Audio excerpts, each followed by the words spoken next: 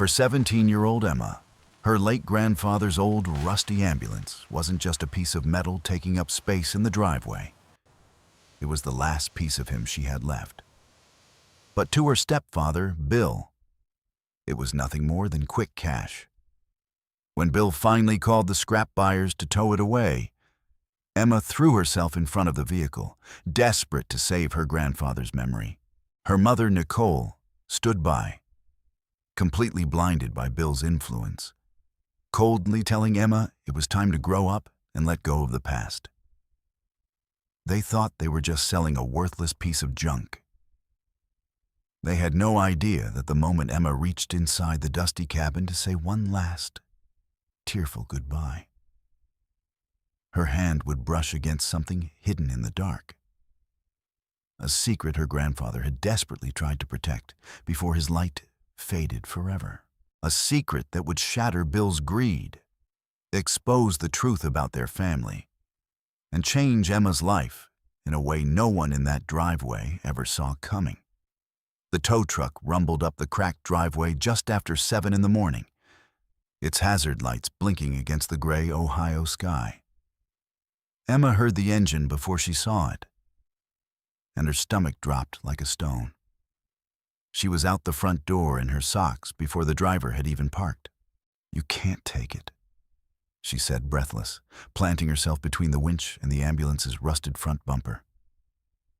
"Not yet. Please." Bill crossed his arms from the porch, a smug half-smile tugging at his mouth. "Emma, it's a dead man's junk heap. It doesn't run, it doesn't start, and it's been sitting there rotting for 2 years. The scrap yard is paying $600 for it. $600 we could actually use."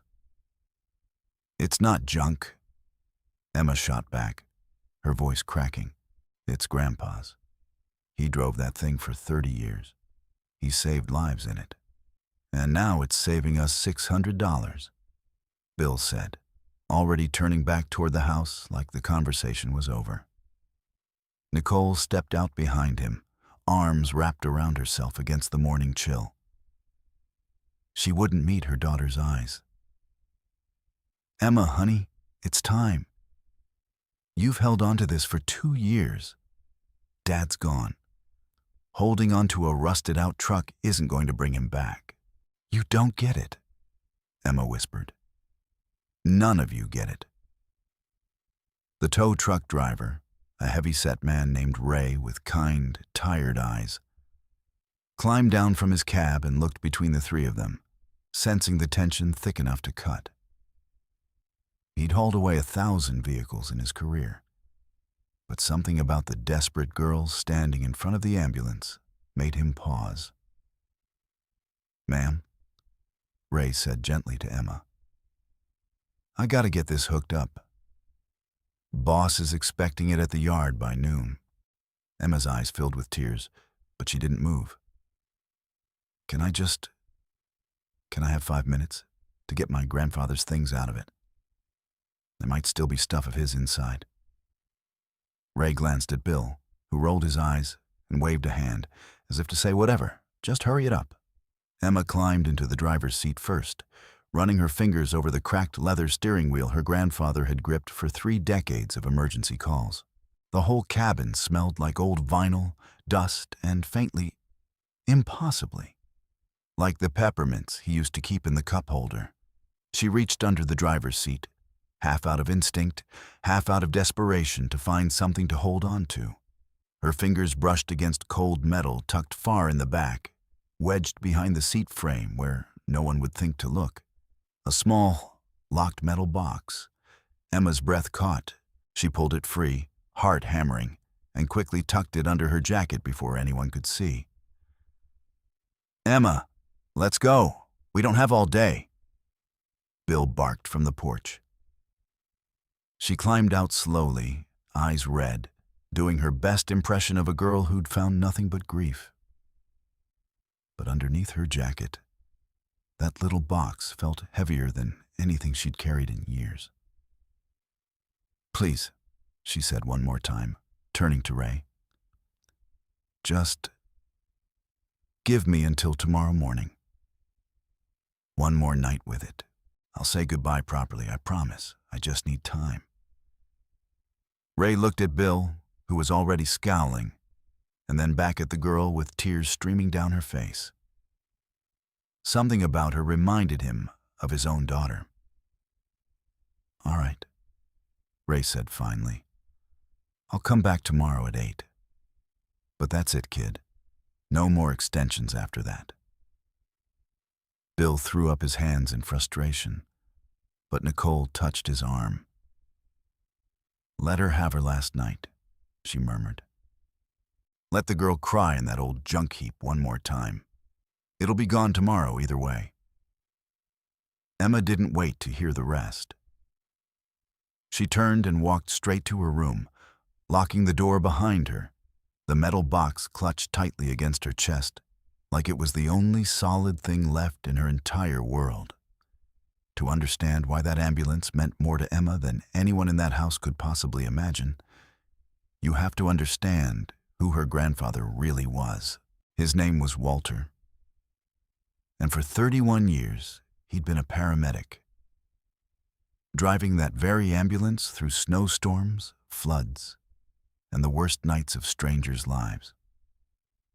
When Emma's father left before she could even remember his face, and her mother spiraled into a relationship with a man who saw a teenage stepdaughter as an inconvenience at best, Walter became the one steady thing in Emma's world. Every Sunday, without fail, he'd pick her up in that ambulance. No siren, no lights, just an old man and his granddaughter driving to the diner for pancakes. He taught her how to check an oil dipstick, how to tie a proper knot, and most importantly, how to stand up for herself when the world tried to make her feel small.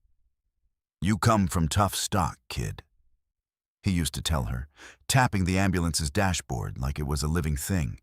"This old girl and I have seen worse nights than anything you'll face. And we always made it home." Even when Nicole started dating Bill, back when Emma was 13, Walter never openly criticized her mother's choices. But Emma remembers the way his jaw would tighten whenever Bill made a comment about trimming the fat around the house budget, as if kindness itself were something to be cut for savings. Walter never said a harsh word against him in front of Nicole, but in the ambulance, over pancakes, he'd sometimes go quiet for a long moment before saying, "Just promise me you'll always have something that's yours, kid. Something nobody else can touch." Later, Emma would understand that Bill wasn't simply cruel for the sake of it. He'd lost his own business years earlier, and the humiliation of leaning on Nicole's modest income had curdled into a constant, simmering need to control every dollar in the house. It didn't excuse the way he treated Emma, but it explained why an old ambulance sitting untouched in the driveway needled at him like an insult he couldn't ignore. Then came the forgetting.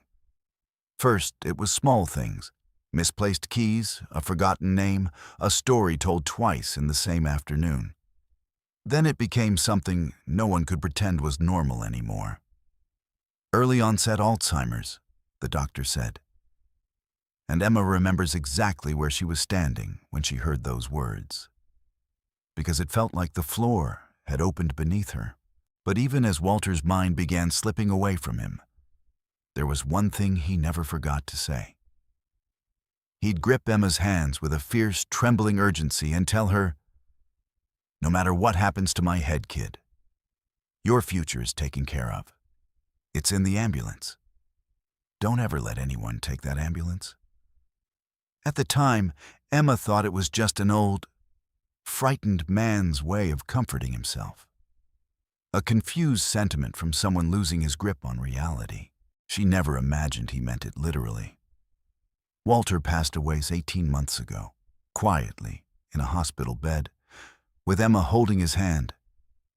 And ever since, that ambulance had sat in the driveway, untouched, unloved by everyone except her, gathering rust and dead leaves while Bill counted down the days until he could finally get rid of it. Now, sitting cross-legged on her bedroom floor with the door locked, Emma stared down at the small metal box in front of her. It was old Army green steel, the kind you'd find at a surplus store, with a simple combination lock rusted nearly shut. Her hands trembled as she worked the dial, trying dates that meant something. Her birthday. Failed. Her grandmother's birthday. The woman Walter had lost decades ago. Failed. And then, almost as an afterthought, the day Walter became a paramedic, a date he'd told her 100 times over pancakes. The lock clicked open. Inside, there was no gold, no treasure map, nothing dramatic or unbelievable. Just a neat, careful stack of envelopes, each one yellowed slightly with age, each one labeled in Walter's unmistakable handwriting with a single year, 2010, 2011, 2012, all the way up through last year. Beneath the envelopes sat several thick rolls of cash, secured tightly with rubber bands. Emma's hands shook as she lifted the first envelope, the one marked with the year she was born. Holding those envelopes felt like holding a piece of her grandfather's soul. If you're rooting for Emma to beat the odds today, take a quick second to hit that subscribe button. We put everything into writing these deep, emotional stories for you every single week. And having you here with us means everything. Trust me. You're going to want to be here for what happens next. Now, let's open that first letter together. The paper inside was soft with age, folded and refolded so many times the creases had gone white.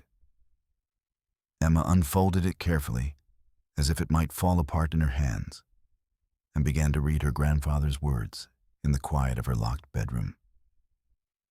To my Emma, you're just a baby right now, sleeping in your crib while I write this after a long shift. I don't know what kind of world you'll grow up in, or what kind of people will surround you, but I promise you this. I will make sure you never have to worry about your future. Every year, on your birthday, I'll set a little aside. A part of every extra shift, every overtime call, every dollar I don't strictly need. It won't make me rich, but it will make you free. Love, Grandpa. Emma pressed the letter to her chest, tears sliding silently down her cheeks. She opened the next one, and the next. Each letter told the story of a year of her life. Through her grandfather's eyes, her first steps, her first day of school, the day her father left and Walter sat with her on the porch steps until midnight so she wouldn't have to cry alone in an empty house. And within nearly every letter, the same quiet fear resurfaced, written between the lines of love. I haven't told your mother about this money. I love her, but she's not always strong enough to say no to the wrong people. If Bill ever found out, I'm afraid of what he'd do with it. This has to stay between us, kid. Just us. He'd known, even years ago, before Emma herself had fully understood what kind of man Bill was. Walter had seen it clearly. He'd protected this secret like it was the most important mission of his life. Because to him, it was. One letter, dated the year Nicole and Bill got married, struck her harder than the rest. I sat in the back row today and smiled for your mother's sake. I want her to be happy, and maybe he makes her happy in his own way. But I watched him during the reception, counting the centerpieces like he was pricing them for resale. And something in my gut told me to be careful. So tonight, I'm moving this box somewhere safer.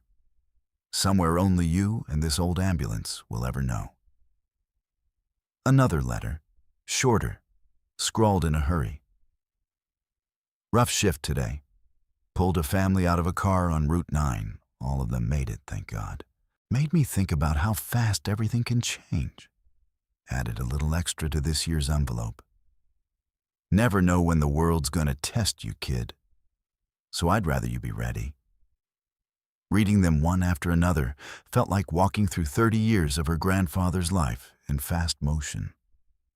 his triumphs, his exhaustion, his quiet, unwavering devotion to a granddaughter. He was determined to protect long after he was gone.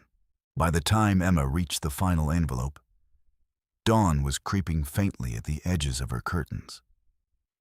She counted the cash with trembling hands, laying each bundle out across her bedspread, running the numbers over and over in her head, praying she'd made a mistake. She hadn't. It wasn't enough, not even close. Her dream, the one she'd never told anyone but her grandfather, the dream of becoming a paramedic and then a doctor, of one day driving an ambulance of her own into the worst nights of other people's lives, just like he had, required more than what sat scattered across her bed. She flipped frantically back through the labeled envelopes. 2010 through the year before last. They were all there, every single one, faithfully saved. But the final 2 years, the years Walter's mind had crumbled fastest, the years he'd been moved into a care facility, confused and frightened and unable to remember his own address some days, those envelopes were missing entirely. Emma's stomach twisted with a fresh, sickening kind of grief.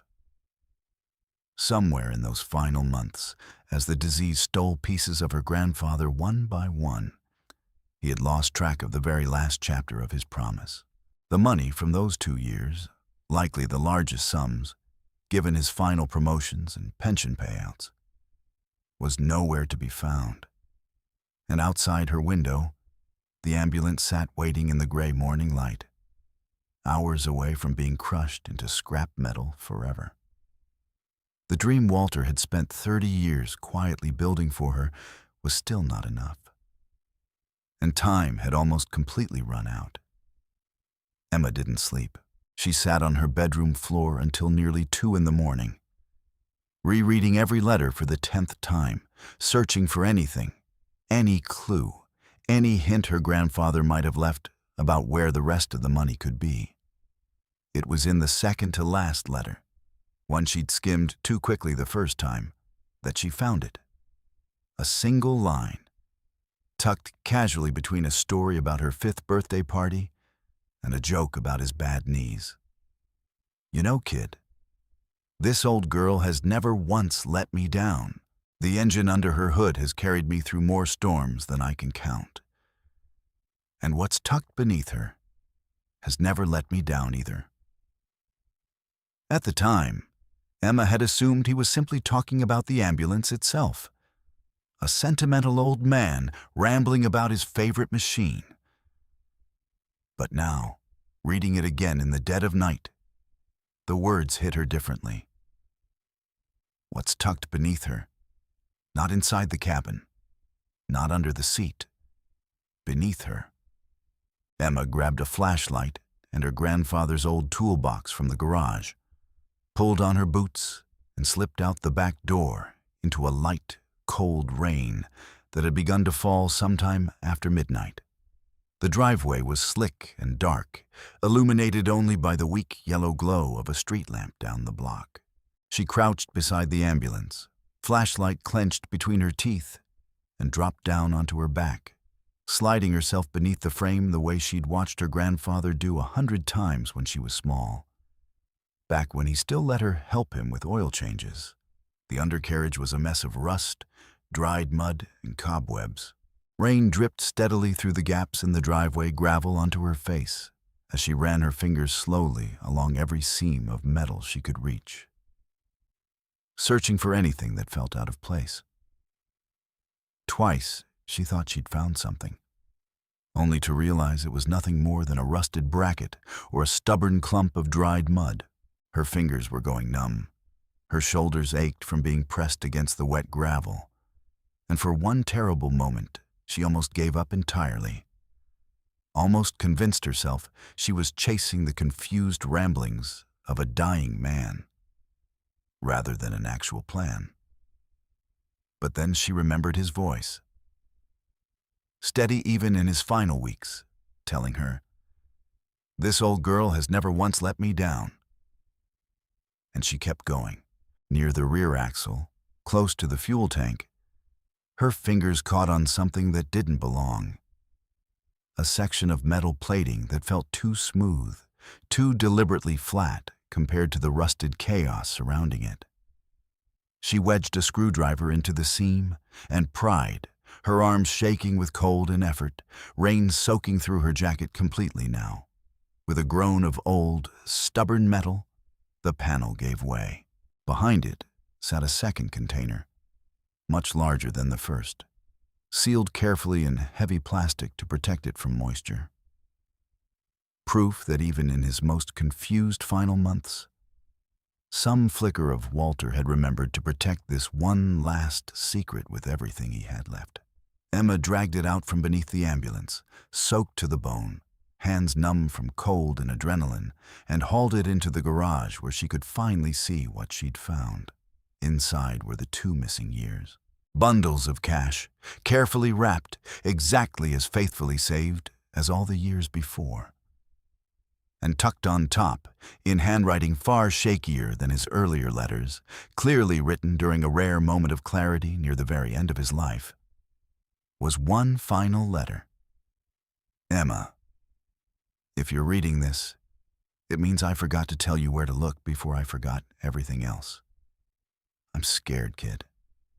Scared of losing myself, scared of losing you. But I want you to know that even on my worst days, when I couldn't remember your mother's name or what year it was, I never forgot you. I never forgot my promise. Become the doctor you've always dreamed of. Save the lives I couldn't always save. And know that no matter what, I was always, always in your corner. All my love, forever, Grandpa. Emma sat on the cold garage floor, soaked and shaking, and finally allowed herself to sob. Not from grief this time, but from a fierce, overwhelming love for a man who had fought his own crumbling mind to keep one final promise to her.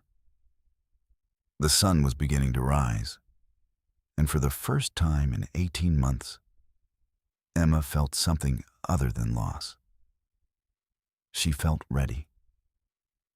At exactly 8 o'clock, Ray's tow truck rolled back up the driveway, right on schedule. Bill was already outside, coffee in hand, grinning at the prospect of finally being rid of that eyesore and pocketing a check for the scrap value. Right on time, Bill said cheerfully to Ray, clearly savoring the moment.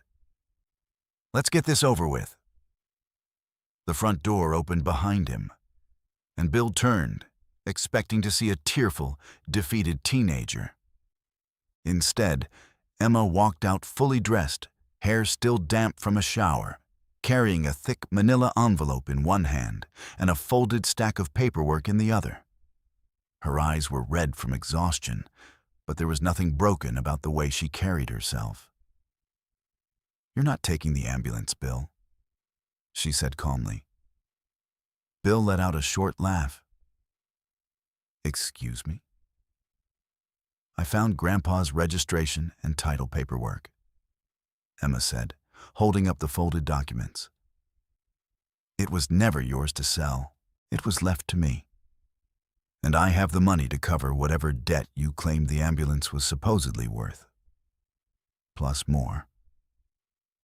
She stepped forward and, without breaking eye contact, pressed the thick envelope of cash directly against his chest until he had no choice but to take it. "That's every penny you claimed you needed," Emma said. "Now it's paid. And now it's mine. Legally, officially, forever." Nicole stepped out onto the porch behind them, confusion quickly turning to something closer to shock as she watched her daughter, usually quiet, usually pushed aside, stand her ground with a steadiness that she'd never seen before. "Emma, what is going on?" Nicole asked, her voice trembling. "Grandpa left me something," Emma said, turning to face her mother directly for the first time in the conversation. He spent 30 years saving money for my future because he knew, even before I did, that he couldn't count on the people around me to protect it. He was right. Bill's face had shifted from smug to pale, the envelope of cash still clutched awkwardly in his hands. This is insane. There's no way an old man secretly had this kind of... There's a title, Bill. Emma cut him off, calm and unwavering. There's a will. There are 18 years of letters proving intent. If you want to fight me on this, I have a lawyer's number ready to call. Bill said nothing. For the first time since Emma had known him, he had absolutely nothing to say. Nicole's eyes filled with tears as the full weight of what her daughter had endured, quietly, patiently for years, finally seemed to land on her. Emma, I'm so sorry. I should have protected you. I should have protected what your grandfather built for you. You still can, Emma said softly, some of the hardness in her voice finally giving way.